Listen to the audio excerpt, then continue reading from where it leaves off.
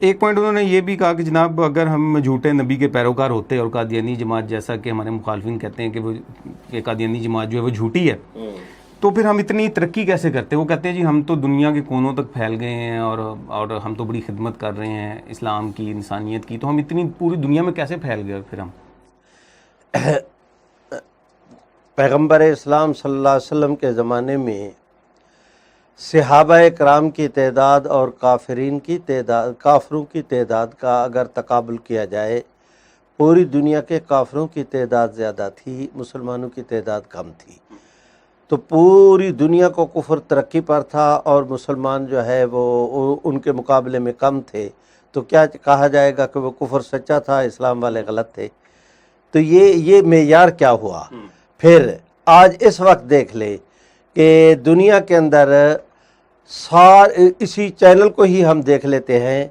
پوری دنیا کے اندر کتنے چینل ہیں جو فحاشی اور عریانی کا درس دے رہے ہیں، کتنے چینل ہیں جو نیکی اور اچھائی کی بات کرتے ہیں؟ تو چونکہ فحاشی اور عریانی کا جو ہے وہ پروپیگنڈا کرنے والے زیادہ ہیں، یہی وہ موقف اختیار کریں کہ ہم ترقی پر ہیں اور یہ ہمارے مقابلے میں کم ہیں، تو کیا ان کو حق سمجھا جائے گا؟ یہ قادیانی جماعت یہ کر کیا رہی ہے؟ میں قادیانی جماعت سے کہتا ہوں کہ وہ ٹھنڈے دل دماغ کے ساتھ سوچیں، ترقی کا معیار بالکل نہیں ہے کہ یہ اس کا حق اور صداقت کا یہ معیار نہیں ہے کہ جو زیادہ تعداد کے اندر ہوگا وہ حق پر ہوگا۔ حق والا حق پر ہوتا ہے، چاہے ایک ہو چاہے وہ کروڑوں کی تعداد میں ہو۔ کہیں اللہ انہوں کروڑوں کی تعداد میں کر دیتے ہیں، سارے حق پر ہیں، کبھی وہ اکیلا ہوتا ہے پھر بھی وہ حق پر ہوتا ہے۔ تو حق اور اس کے ناحق کا معیار وہ ترقی یا تعداد نہیں، حق اور صداقت کا معیار، کفر اور اسلام کا معیار، حق اور باطل کا معیار وہ ہمیشہ دلائل ہوتے ہیں اور حقائق ہوتے ہیں، ان حقائق کی طرف آنا چاہیے۔ ویسے بھی اگر قادیانی جماعت کو یہ شوق ہے کہ وہ یہ باور کرائے کہ ہم ترقی کیوں کر رہے ہیں، تو میں ان قادیانی جماعت سے درخواست کرتا ہوں کہ مسیلمہ کذاب نے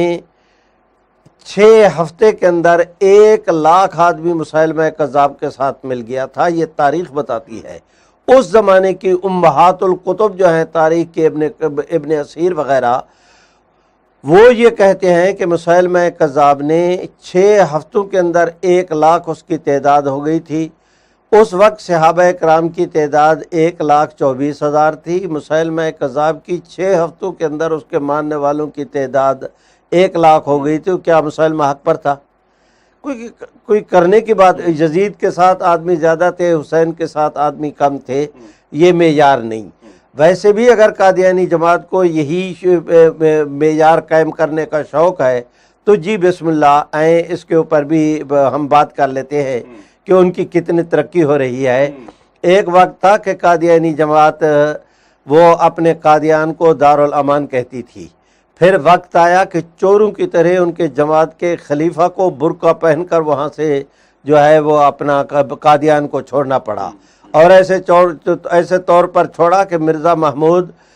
جو ہے وہ ایڑیے رگڑتے رگڑتے قادیان کرتے کرتے مر گیا، اور قادیان کے آخر وقت تک پھر دوبارہ اسے جانا نصیب نہ ہوا۔ تو یہ قادیانی اگر کی ترقی کا یہ معیار ہے، وہی پاکستان جس کے متعلق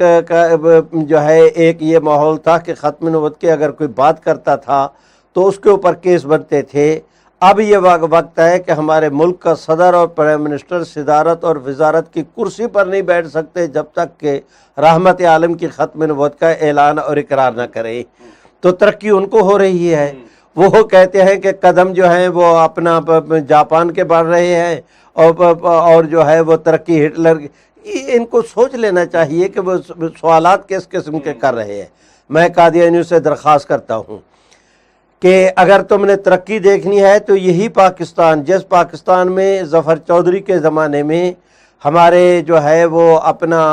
ایئر فورس کے جہاز آ کر قادیانی جماعت کے خلیفہ کو ڈئی مار کر سلامی دیا کرتے تھے،